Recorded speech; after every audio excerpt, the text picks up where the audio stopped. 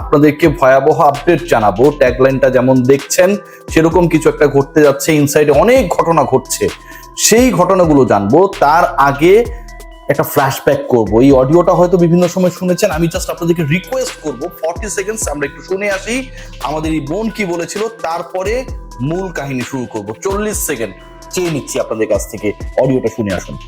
রাজশাহীতে যখন আমি আন্ডার 18 ট্রায়াল দিতে যাই, তখন স্যার আমাকে ডেকে বলে যে তোমার ঠোঁটে লিপস্টিক, তোমার গালে সানস্ক্রিন, তোমার চোখে কাজল, তোমাকে দেখে তো যে কোনো ছেলে পাগল হয়ে যাবে। আমি নিজেই তো পাগল হয়ে যাচ্ছি, তো আমি স্যারের এই কথাগুলো ইগনোর করি, কোনো পাত্তা দিই না। পরে আমাকে আবার কল দিয়ে বলে যে তুমি ঢাকায় আসলে আমার সাথে আলাদাভাবে দেখা করবা, তোমার রুমমেট যখন থাকবে না তখন তুমি আমাকে কল দিবা, আমাকে ফোর্স করবা। তারপরে আমাকে বলে যে তোমার খেলার বিষয়ে একটু দেখবো, তোমার ঢাকার খরচ আমি দেখবো, তুমি বিষয়গুলো কাউকে জানাবা না, কাউকে বলবা না, আমাদের মধ্যে সিক্রেট থাকবে। যে রোমান্টিক মানুষটার ব্যাপারে ব্যাখ্যা করছিলেন বা বর্ণনা করছিলেন, অথবা সেই বিরক্তিকর ভয়াবহ অভিজ্ঞতার কথা বলছিলেন আমাদের বয়স ভিত্তিক দলের এক ক্রিকেটার, আমি তার নামটা উল্লেখ করবো না, অনেক জায়গায় করা হয়েছে, আমি বলতে চাই না তার নাম, কারণ তিনি ভিকটিম। সেই ক্রিকেটার যার ব্যাপারে বলছিলেন, আপনাদের শুনে মনে হতে পারে যে এটা কি আসলে রোমান্সের কিং শাহরুখ খান, তাকে যে কথাগুলো বলছিল, তোমার ঠোঁট সুন্দর, তুমি কাজল দিলে ভালো লাগে, সানস্ক্রিন ইউজ করলেও নাকি ভালো লাগে, মানে বুঝলাম না এটা কোন টাইপের ভালো লাগা। আর তুমি আমাকে ফোন করবা, আমাকে ফোর্স করবা, এবং যখন রুমে একা থাকবা তুমি আমাকে ডাকবা, এবং তোমার আশপাশে কেউ যেন না জানে। মনে হতে পারে যে এটা কোনো একটা হিন্দি মুভি, বাংলা মুভি থাকে না, হলিউডের অনেক মুভিতে লাভ ইন ফার্স্ট সাইট, প্রথম দেখাতেই প্রেমে পড়ে যায়, এরকম কোনো ঘটনা, এরকম কোনো ঘটনা না। যে মানুষটা, যে নোংরা মানুষটা আমাদের এই ছোট বোনকে, আমাদের সন্তান তুল্য এই নারীকে, নারী ক্রিকেটারকে, স্বপ্নবাজকে আসলে বাজে ইঙ্গিত করেছিল, সেই লোকটার নাম হচ্ছে সজল চৌধুরী। বাংলা মুভি একসময় দেখতাম যে তালুকদার, চৌধুরী, খান, এগুলো যাদের নামের পেছনে থাকতো সবগুলোই বদমাইশ হইতো। আমি বলছি না যে এই নামের পেছনে যা যা আছে সবই খারাপ, মানে বাংলা সিনেমায় এটা হইতো। আপনি কোনো তালুকদারকে ভালো পাবেন না, সিরিয়াসলি কোনো খানকে আপনি ভালো পাবেন না, মানে বাংলা সিনেমায় যে ক্যারেক্টার গুলো থাকে এদেরকে সবসময় বদমাইশ দেখানো হইতো। চৌধুরীটাও সেরকমটাই, আমার মায়ের নামের পেছনে চৌধুরী আছে, তো চৌধুরী বংশের কেউ আবার রাগ করেন না। মজার ব্যাপারে সজল চৌধুরী বাস্তবের বদমাইশ। কত বড় বদমাইশ এই ভুড়িওয়ালা সজল চৌধুরী, তার চেহারাটা নিশ্চয়ই এখন আপনারা দেখছেন, তার কল্লাটা নিশ্চয়ই আপনারা দেখছেন। এই বদমাইশ মেয়েদেরকে এভাবে তো উত্তক্ত করেই এই মুহূর্তে বাংলাদেশ ক্রীড়া শিক্ষা প্রতিষ্ঠান বিকেএসপির যে আবহ, সেটা একটা ভয়ে তটস্থ অবস্থায় রয়েছে। দুদিন আগে ফাইয়াজ ভিখারির মতো সবার কাছ থেকে তিনি ডিএর টাকা কালেক্ট করতেন, মেরে দিতেন, এবং তার সাথে ডেভিড বাবু বিভিন্ন কাউন্সিলরশিপ কেনা বেচায় যিনি জড়িত। আরো বড় বড় ঘটনা আসবে, মিস্টার বাবু রেডি হন। বাবু নামগুলোই কেন যেন আসলে আমার লিস্টে চলে আসছে নানা সময়, বাবু সোনারা, ডেভিড বাবু, তারা যখন শাসালেন, আমি যখন রিপোর্ট করলাম বিকেএসপিতে তাকে বের করে দেওয়া হলো। আজকে ফ্রাইডেতে এই বদমাইশ খন্ড সজল চৌধুরী এই মেয়েদেরকে যিনি বাজে কুপ্রস্তাব দেন, তিনি হাজির হয়েছেন বিকেএসপিতে। আমিনুল ইসলাম বুলবুল, যিনি ভাজা মাছ উল্টে খেতে জানেন না, ভয়াবহ ভদ্র মানুষ, কোনো কিছুই বোঝেন না, ক্রিকেটের প্রেমে পড়ে গেছেন, বাংলাদেশকে তিনি অস্ট্রেলিয়া বানাবেন। আপনারা মনে করেন এই কথাটা তিনি বলেছেন, আমি বুলবুলের পক্ষে বিপক্ষে বলছি না। অস্ট্রেলিয়া মনে আছে David Warner and Steven Smith test চলাকালে সাউথ আফ্রিকার এগেইনস্টে, আমার কাছে যতটুকু মনে পড়ে, ভুলও হতে পারে, সাউথ আফ্রিকা ও ওয়েস্ট ইন্ডিজ, বল টেম্পারিং করেছিল, পদত্যাগ করলেন ক্রিকেট অস্ট্রেলিয়ার সে সময়ের সিইও সাদারল্যান্ড। ক্রিকেট অস্ট্রেলিয়ার সিইও, যিনি মাঠে খেলেন না, যিনি বল টেম্পারিং করেন না, কোনো কিছুর সাথে জড়িত না, তিনি পদত্যাগ করে ফেললেন।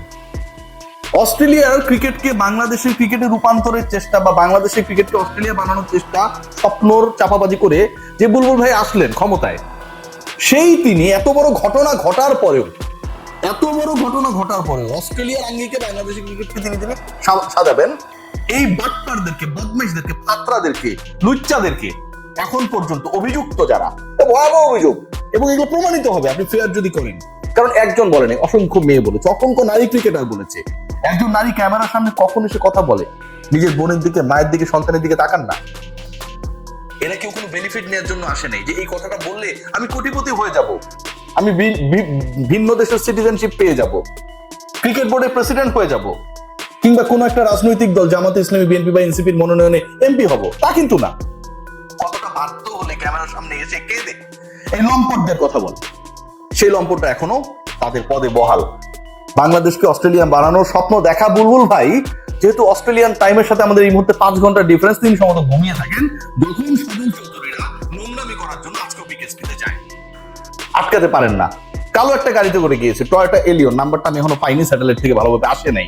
সেটাই করে এক মাঠ থেকে আরেক মাঠে গেছেন, হাঁটেন নাই এবং খুব তাড়াহুড়ার মধ্যে ছিলেন যদি ছবি আমি পাওয়া যাই।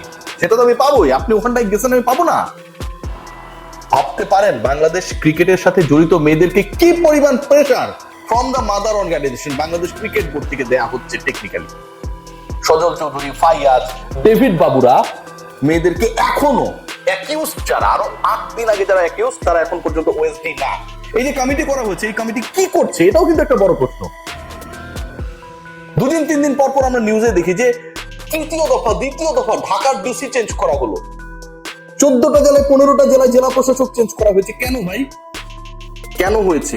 তারা তো কোনো অপকর্মে অ্যাকিউজ না, দায়িত্বই পালন করছেন আমাদের যারা সম্মানিত জেলা প্রশাসক। কারণ সামনে ইলেকশন, জায়গাগুলোকে নিউট্রাল আরো বেশি রাখা যায় কিনা, সরকার সেটা করছে।